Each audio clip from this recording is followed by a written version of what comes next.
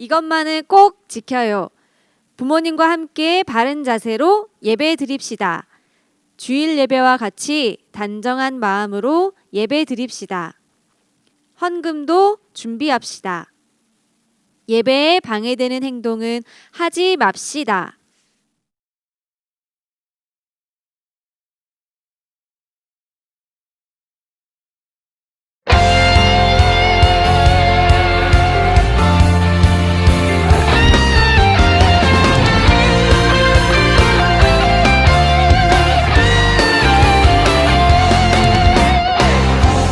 바람 출렁이는 파도 아무것도 할 수 없을 때 두려웠던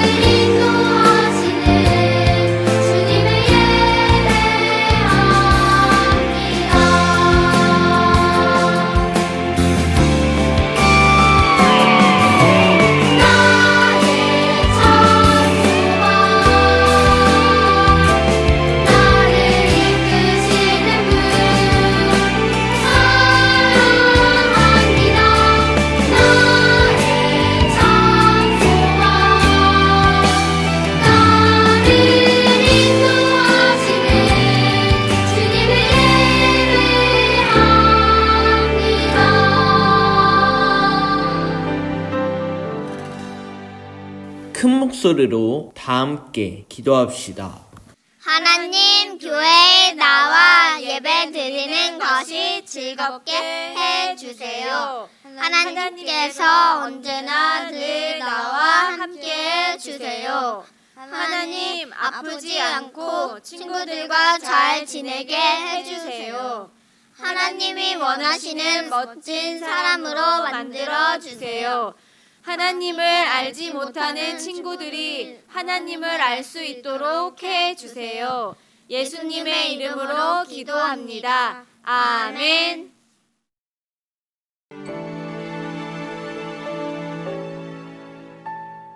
지금 내가 가진 것을 하나님께 드립니다. 하나님 나라 위하여 아름답게 쓰이는 예물이니 즐거운 맘 감사한 마음으로 하나님께 드립니다. 우리 드려진 예물을 놓고 기도하겠습니다. 사랑의 하나님, 오늘도 우리의 마음과 정성을 담아 주님께 예물을 드립니다. 이 예물을 기뻐 받아주시고 하나님의 나라를 위해 사용해 주세요. 우리가 하나님의 사랑을 깨닫고 하나님과 가까워지는 친구들이 될 수 있게 도와주세요. 예수님의 이름으로 기도합니다. 아멘. 광고 시간입니다. 오늘도 예배로 함께한 여러분을 환영하고 축복합니다. 예배는 하나님과의 약속입니다. 교회에 모이지 못하는 상황이지만 집에서 영상으로 예배를 드립시다. 코로나19 바이러스를 조심합시다. 밖에 나갈 때 마스크를 꼭 착용하고 집에 돌아와서는 손을 깨끗이 씻읍시다. 가장 중요한 마지막 광고는 영상 예배의 숙제입니다. 예배의 마지막에 숙제 화면이 나갑니다. 정답을 아는 친구들은 전도사님에게 문자나 댓글을 남겨주세요. 오늘의 설교 제목 다 함께 읽어보겠습니다. 아직도 너희를 사랑한단다. 한 번 더 읽어보겠습니다. 아직도 너희를 사랑한단다. 성경 말씀은 마태복음 1장 21절 말씀입니다. 세계인 말씀 함께 읽어보겠습니다. 아들을 낳으리니 이름을 예수라 하라. 이는 그가 자기 백성을 그들의 죄에서 구원할 자이심이라 하니라. 한 번 더 읽어보겠습니다. 아들을 낳으리니 이름을 예수라 하라. 이는 그가 자기 백성을 그들의 죄에서 구원할 자이심이라 하니라. 마태복음 1장 21절 말씀. 아멘. 전도사님이 나오셔서 말씀 전해주시겠습니다. 우리 친구들, 혹시 부모님이나 가족들에게 여러분들이 뱃속에 있을 때의 이야기를 들어본 적이 있나요? 아마도 여러분들의 부모님이 여러분들을 가졌을 때 여러 가지 생각을 하셨을 것 같아요.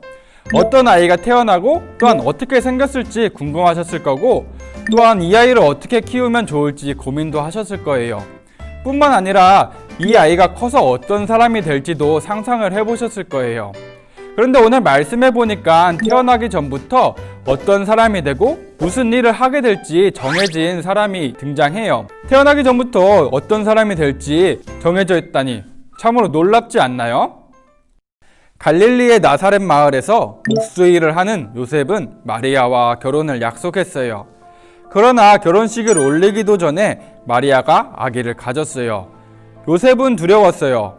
자신들이 계획한 일이 아니었으니까요. 그런 요셉에게 하나님의 천사가 나타나 아기는 성령으로 잉태되었으며 그 아기가 자신의 백성을 그들의 죄에서 구원할 자라고 알려주었어요. 그 아기는 부모님의 계획이 아니라 하나님의 계획 속에서 태어난 아기였던 거예요. 또한 천사는 그 이름을 예수라 하라고 했죠. 예수라는 이름은 구원하시는 하나님이라는 뜻을 담고 있어요. 요셉과 마리아는 정말 놀랐을 거예요. 자신들에게 기적처럼 생긴 아이가 세상을 구원할 하나님의 아들이라니 말이에요. 더 놀라운 사실이 있었어요.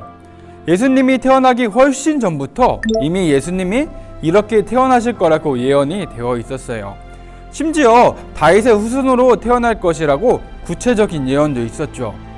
예수님이 다윗의 후손 요셉에게서 태어나게 된 것은 우연히 이루어진 게 아니라는 이야기예요.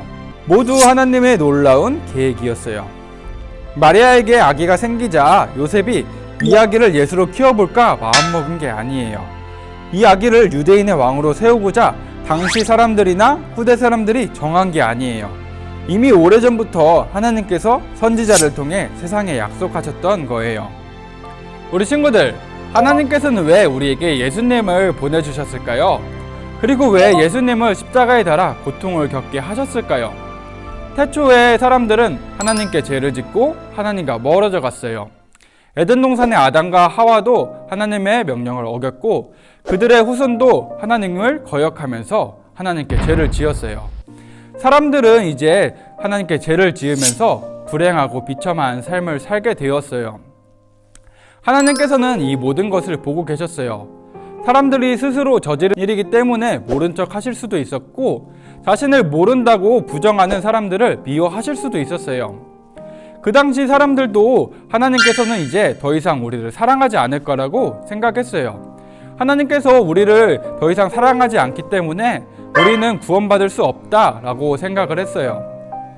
우리 친구들, 정말 하나님께서 그러셨을까요? 하나님께서는 사람들을 향한 사랑을 포기하지 않으셨어요.